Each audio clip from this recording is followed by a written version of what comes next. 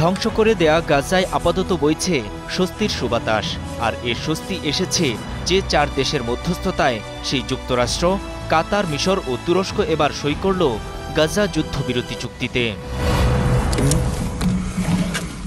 সোমবার মার্কিন president Donald Trump মিশরের শার্ম আল শেখ শহরে বিশ্ব নেতাদের উপস্থিতিতে এ চুক্তিতে সই করেন।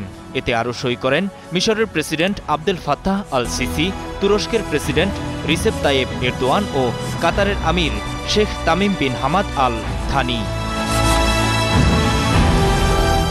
এ চুক্তি গাজা পুনর্গঠনের দ্বার খুলে দিয়েছে উল্লেখ করে ট্রাম্প সম্মেলনে বলেন, সুন্দর মধ্যপ্রাচ্যের জন্য এটি নতুন সূচনা। আজ আমরা যে গুরুত্বপূর্ণ সাফল্য উদযাপন করতে এসেছি তা গাজা যুদ্ধের সমাপ্তির চেয়েও বেশি কিছু। এটি সৃষ্টিকর্তার সাহায্যে সম্ভব হয়েছে, যা সুন্দর মধ্যপ্রাচ্যের জন্য নতুন সূচনা হবে।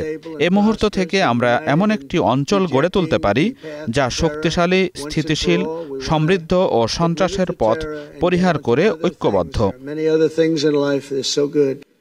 মধ্যপ্রাচ্যকে বিশ্বের অত্যন্ত গুরুত্বপূর্ণ স্থান উল্লেখ করে ট্রাম্প জানান, গাজা পুনর্গঠনে তিনি অংশীদার হতে চান। আমরা সবাই একমত, গাজাকে সহায়তা করা উচিত। সেখানকার জনগণের জীবনমান উন্নয়নে আমরা সবাই একমত। কিন্তু আমরা অতীতের মতো রক্তপাত, ঘৃণা বা সন্ত্রাসে অর্থ দিতে চাই না। আর এ কারণেই আমরা একমত যে পুনর্গঠনের জন্য গাজাকে আগে নিরস্ত্রীকরণ করা প্রয়োজন। সেই সাথে গাজার মানুষের নিরাপত্তায় একটি নতুন, সৎ, বেসামরিক পুলিশ বাহিনী গড়তে হবে। যেমনটি আমি আগেই বলেছি, আমি একটি উন্নত ভবিষ্যৎ নিশ্চিত করার জন্য অংশীদার হতে চাই।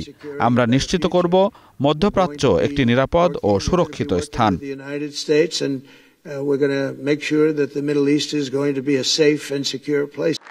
ট্রাম্প ও সিসি এই সম্মেলনে যৌথ সভাপতিত্ব করেন। সম্মেলনে যোগ দেয়া নেতাদের ট্রাম্প বিশ্বের সর্বশ্রেষ্ঠ নেতা বলে উল্লেখ করেছেন। তিনি গাজা যুদ্ধ বন্ধে চেষ্টা করায় প্রশংসা করেছেন মধ্যস্থতাকারীদের।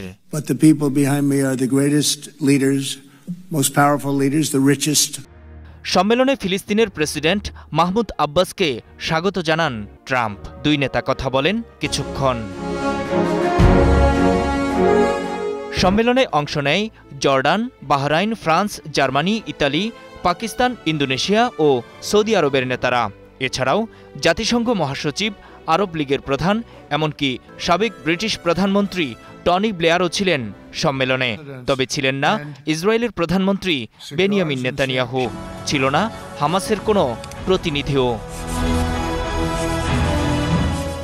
চুক্তি সই ও সম্মেলন শেষে রাতেই মিশর ত্যাগ করেন ট্রাম্প।